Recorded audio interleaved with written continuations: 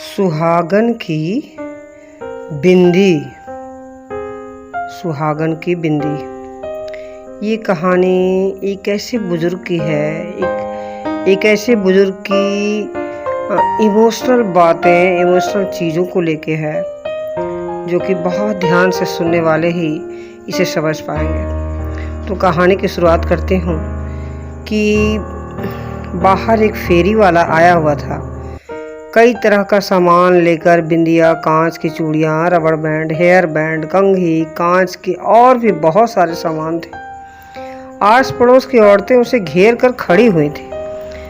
काफ़ी देर तक बाबा गेट पर अपनी लाठी टेक कर खड़े रहे। जैसे ही औरतों की भीड़ छटी, बाबा अपनी लाठी टेकते हुए फेरी वाले के पास पहुंच गए और उसका सामान देखने लगे। शायद वे कुछ ढूंढ रहे थे। कभी सिर ऊंचा करके देखते तो कभी सिर नीचा करके। जो देखना चाह रहे थे वह दिख ही नहीं रहा था उन्हें। शायद हैरान परेशान बाबा को फेरी वाले ने देखा जब, तो पूछा कि कुछ चाहिए क्या बाबा आपको? कहिए तो मैं उसे दे दूं। पर बाबा ने उसकी बात को सुन के अनसुना कर दिया और धीरे धीरे अपनी लाठी टेकते हुए फिर से उसकी सामान को एक बारगी देखते चले गए, यानी कि ढूंढते चले गए।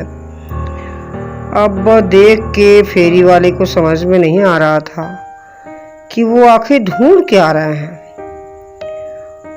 इतना देख के अब उसको रहा नहीं गया, तो उसने फिर पूछा कि फेरी वाले ने दोबारा पूछा, बाबा कुछ चाहिए था क्या?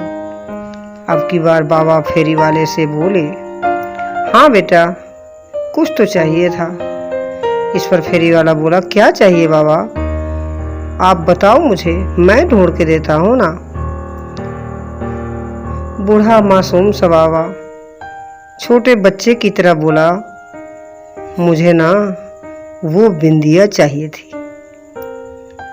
बिंदिया? बिंदिया क्यों चाहिए बाबा? फेरी वाला बोला।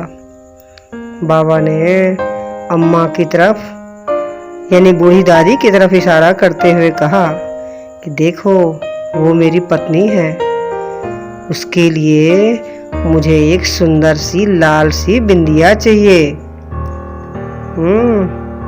अरे मेरी पत्नी के लिए चाहिए, इतना तो समझ जाओ।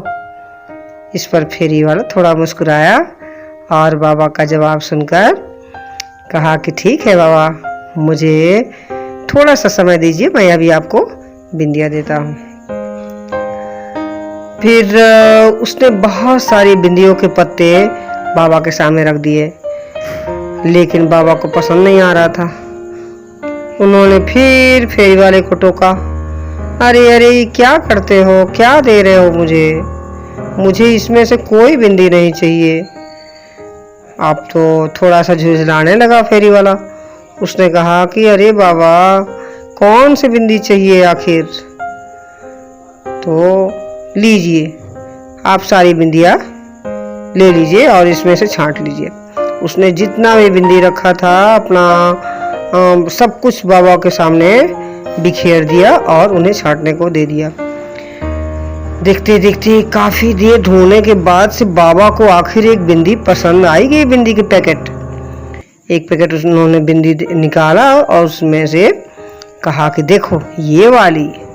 फेरी वाले ने जब हाथ में बिंदी के पैकेट लिया तो थोड़ा सा मुस्कुरा दिया, क्योंकि वो लाल रंग की नहीं बल्कि मैरून रंग की बिंदी उठाई थी बाबा ने। उसके बाद से बाबा ने पूछा कि अच्छा ये बताओ कि इस बिंदी का दाम क्या है, यानी ये बिंदी कितने की आएगी? तो फेरी वाले ने कहा कि बाबा इसके दाम 10 रुपए हैं।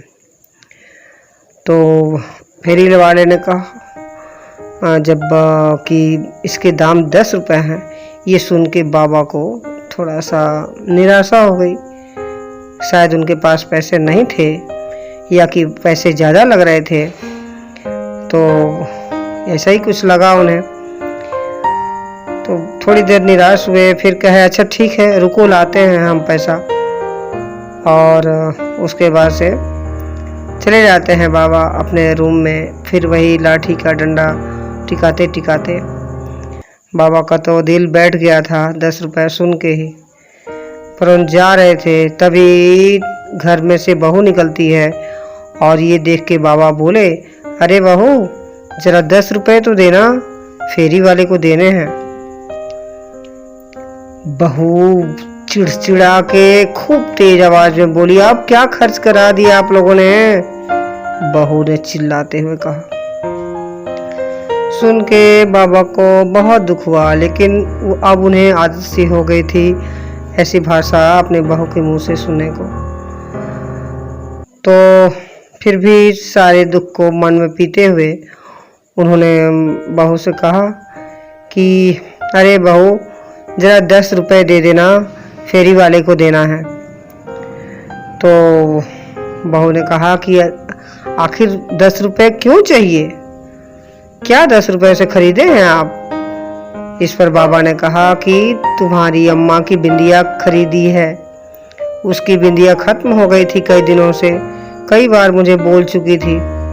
धीरे से कहा, बस बस आप लोगों को और कोई काम तो है नहीं, बेवजह का खर्चा कराते रहते हैं। 70 साल की हो चुकी हैं अम्मा, क्या अभी बिंदिया लगाएंगी?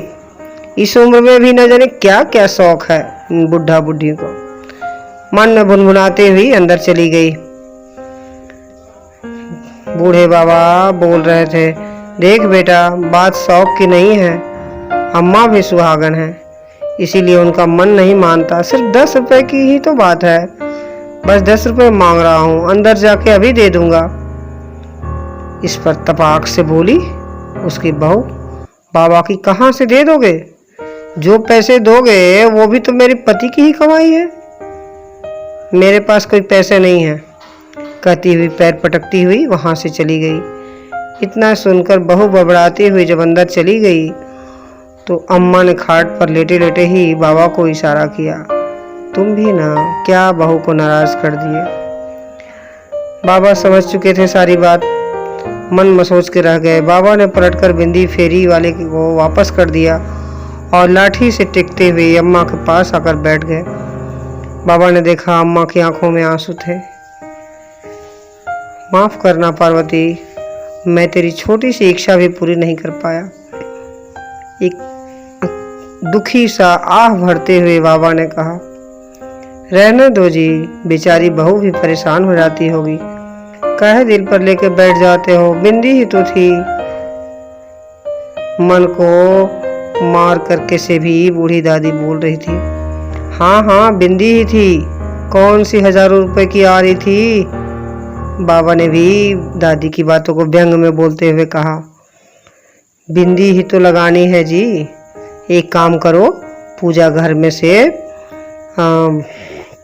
हिंगलू ले आओ, यानी कि जो पूजा घर में लाल सिंदूर रखा हुआ था उसी को उन्होंने इशारा किया कि उसे ले आओ और अपने हाथों से मेरे माथे पे बिंदी लगा दो। दादी ने कहा था, बूढ़ी दादी ने, बाबा की पत्नी ने कहा था।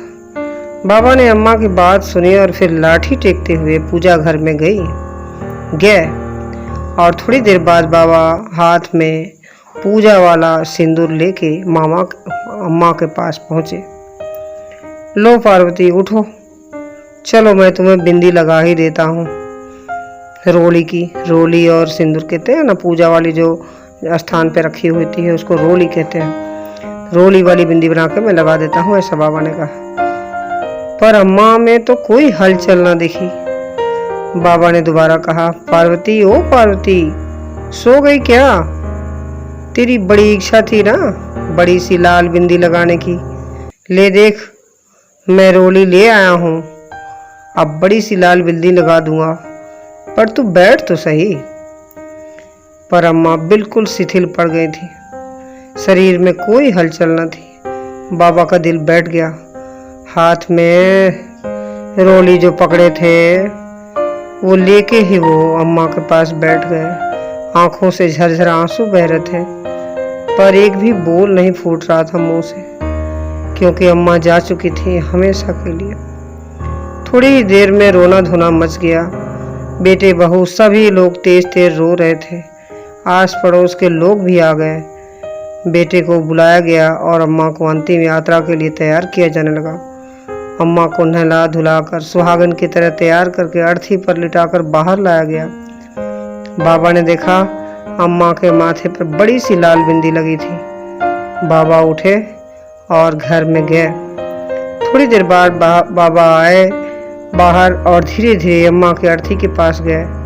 उन्होंने अम्मा के माथे पर से बिंदी हटा दी। बाबा, यह क्या कर रहे हो? अम्मा सुहागन थी, आप बिंदी क्यों हटा रहे हो? बेटे ने कहा। बेटे की बात सुन के बाबा बहुत दुखी हो गए। बेटा, उसका पति बिंदी खरीदने की औकात नहीं रखता था, इसीलिए हटा रहा हूं।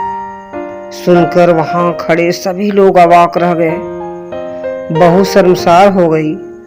सबने देखा बाबा अपने हाथ में लाए हुए रोली को, जो कि पूजा के पास सिंदूर रखा था, उनमें से एक बड़ी सी लाल बिंदिया बना के अम्मा के माथे पे लगा रहे थे। थोड़ी देर बाद बहू की चित्कार खूब तेज से छूट पड़ी और अपने गलतियों की बहुत माफ़ी मांग रही थी। बाबा भी अम्मा के साथ हमेशा हमेशा के लिए लंबी यात्रा पर रवाना हो गए थे। कहानी छोटी सी है, लेकिन समझने के लिए बहुत बड़ी बात है। आज के समय में जब बच्चे माँ बाप का सम्मान करना, इज्जत करना भूल चुके हैं, परिवार में एकजुटता नहीं रही, बाल बच्चों में वो प्यार, वो मोहब्बत पहले की तरह नहीं रही। बेटा माँ बाप को अपने वृद्धाश्रम में छोड़ आता है, पत्नी की बातों में आके, पत्नी के बहकावे में आके। वो नहीं जान पाता है कि उसने क्या गलत किया, क्या बुरा किया, क्या अच्छा किया, क्योंकि माँ बाप के ऋण को तो कोई नहीं चुका सकता है। परंतु ये दुनिया में 2 से 4% ही ऐसे बच्चे हैं जो कि अपने माँ बाप को सम्मान देते हैं और उनकी खुशियों का ख्याल रखते हैं। नाते रिश्तों की समाप्ति, धन लिप्सा की अंधी दौड़, इन लड़के लड़कियों का पढ़ लिख कर सबसे अधिक जानकारी और बुद्धिमान होना भी आज के समय में किताबी ज्ञान का ज़्यादा होना, परंतु भावनात्मक ज्ञान का अभाव होने के कारण ही सारी चीज़ें हो रहा है, जो कि व्यवहारिक ज्ञान की कमी होना ही तो है। बस आज के लिए इतना ही है। बस अपने घर के बुजुर्गों का उचित सम्मान करें। सभी को एक दिन बूढ़ा होना ही है। माता पिता के न रहने पर ही उनका महत्व मालूम पड़ता है। इसलिए पश्चिमी देशों का अनुसरण न करके हमें अपनी भारतीय संस्कृति का अनुसरण करना चाहिए और हमेशा अपने माता पिता का जी जान से ख्याल रखना चाहिए। इन्हीं शुभकामनाओं के साथ कहानी की समाप्ति करती हूँ। धन्यवाद।